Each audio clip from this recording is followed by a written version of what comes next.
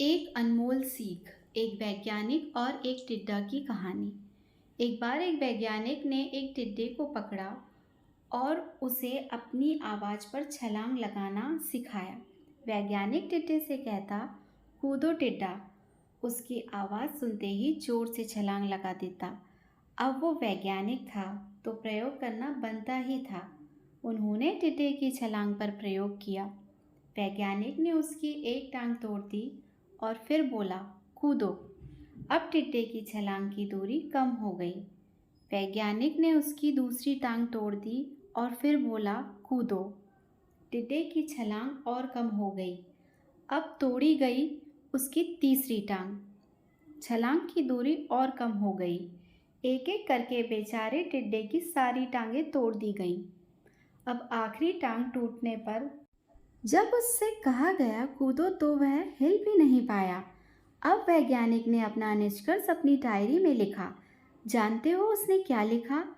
जब टिड्डे की एक टांग तोड़ी गई तो वह थोड़ा बहरा हो गया।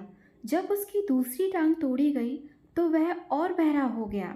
हर टांग टूटने के साथ वह और बहरा होता गया और सारी टांग टूटने के बाद वह बिल्कुल बहरा हो गया।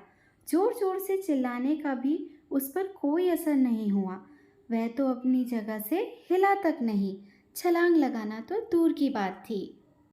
इस कहानी को सुनकर सभी को ऐसा ही लग रहा है ना कि क्या मूर्ख वैज्ञानिक था, इतनी सीधी सी बात उसे समझ नहीं आई।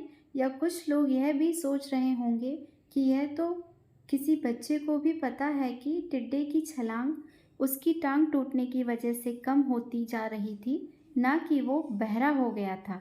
पर दोस्तों, हम सभी जीवन में कई बार ऐसे ही मूर्ख बन जाते हैं। कई बार जीवन में दो घटनाएं एक साथ ऐसे घटती हैं कि उनका एक दूसरे से कोई संबंध होता ही नहीं, फिर भी ऐसा लगता है कि गहरा संबंध है। कभी कभी दिखता कुछ और है, हमें समझ कुछ और आता है और वास्तव में होता कुछ और है। सीख।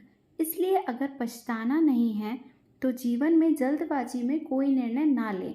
हमेशा समझ बूझ का इस्तेमाल करें, सावधानी बरतें, नतीजे सोच विचार कर ही निकालें। आशा करती हूँ कि ये एक छोटी सी कहानी आपको पसंद आई होगी। इस कहानी पर आपकी क्या राय है, हमें कमेंट करके ज़रूर बताएं। कहानी पसंद आई हो तो लाइक और शेयर ज़रूर कीजिए। चैनल पर नए हो तो सब्सक्राइब करना ना भूलें। कहानी सुनने के लिए बहुत बहुत धन्यवाद।